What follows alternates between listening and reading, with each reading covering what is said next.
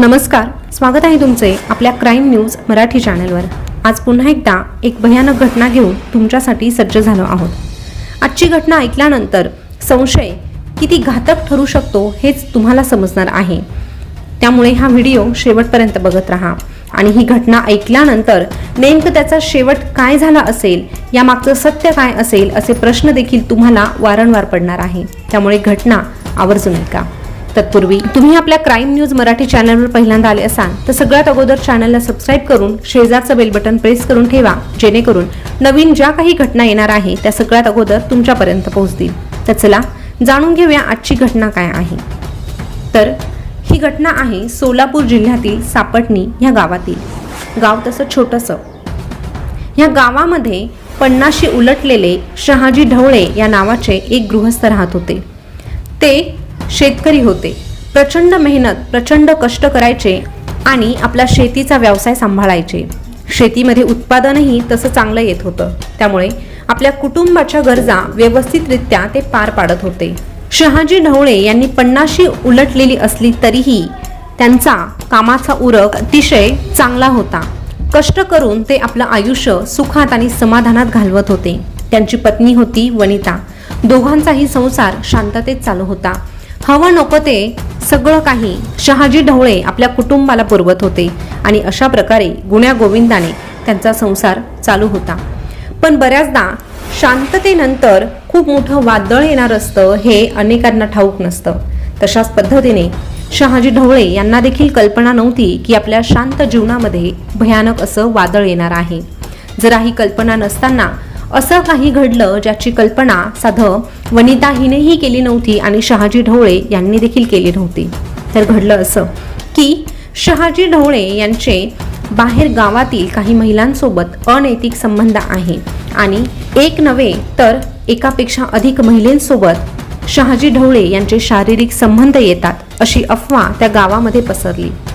एकाकडून दुसऱ्याकडे, दुसऱ्याकडून तिसऱ्याकडे हळूहळू ही घटना पसरू लागली। पण तरीही थोड्या काळासाठी ही बातमी शहाजी ढवळे यांच्या पत्नीच्या कानापर्यंत पोहोचली नव्हती। तोपर्यंत घरातलं वातावरण हे शांततेतच होतं। पण एक दिवस तो काळा दिवस आला आणि शहाजी ढवळे यांची पत्नी वनिता हिच्या कानापर्यंत ही गोष्ट आली। हे ऐकल्यानंतर तिला थोड्या वेळासाठी तिच्या कानांवर विश्वास बसला नाही, पण थोड्याच वेळात तिने स्वतःला सावरलं आणि विचार केला आणि आपल्या पतीबद्दल एकदा खोलवर विचार करून तिच्या मनामध्ये एकच आलं की आपला पती असा नाही, आपला पती आपल्याशी प्रामाणिक आहे। त्यामुळे तिने सगळं काही सोडून द्यायचा विचार केला। तिने लोकांकडे लक्ष दिलं नाही। पण म्हणतात ना की एखादी अफवा वारंवार आपल्या कानावर आली की ते सत्य आहे असंच आपल्याला वाटू लागतं आणि या क्षणाला तेच घडलं। वारंवार लोकांच्या बोलण्यातून शहाजी ढवळे यांच्याबाबत विचित्र घटना ऐकू येऊ लागल्या।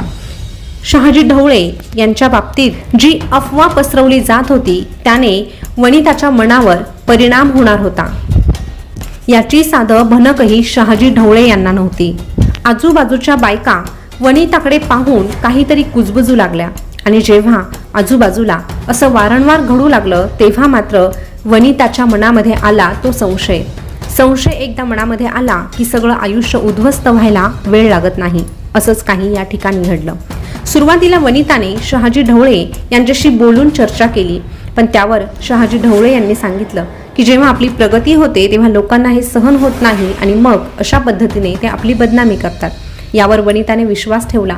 तोपर्यंत सगळं ठीक होतं, पण एकदा मनात संशय आला की मग तो आलाच आणि जेव्हा तो संशय आला आणि त्या संशयाने वनिताच्या मनात घर केलं तेव्हा मात्र दोघांमध्ये भांडणं सुरू झाली। कारण एकच, फक्त आणि फक्त लोकांमध्ये चालू असलेली वायफळ चर्चा। ती चर्चा ऐकून वनिताचा प्रचंड मनस्ताप होत होता आणि त्या कारणावरून त्या दोघांमध्ये खटके उडू लागले। सुखानं संसार करणारी जोडी हळूहळू दररोज भांडू लागली आणि शांततेत चाललेला हा संसार हळूहळू विस्कटू लागला। वनिता त्याच विचारामध्ये स्वतःला गुंतून घेऊ लागली। सातत्याने ती फक्त तोच विचार करत होती आणि एक दिवस अखेर तो दिवस उजाडला ज्याची साधं कल्पनाही कोणी केलेली नव्हती। एक दिवस असं काही घडलं ज्याने शहाजी ढवळे यांचं आयुष्य उद्ध्वस्त झालं। नेमकं घडलं काय होतं तर त्या दिवशी शहाजी ढवळे यांनी दिवसभर नेहमीप्रमाणे कष्टामध्ये राबून मेहनत घेतली। संध्याकाळ झाली, संध्याकाळची जेवणं झाली आणि त्यानंतर शहाजी ढवळे हे बाहेरच्या खाटेवर झोपायला गेले. वनिता ही आतल्या खोलीमध्ये होती.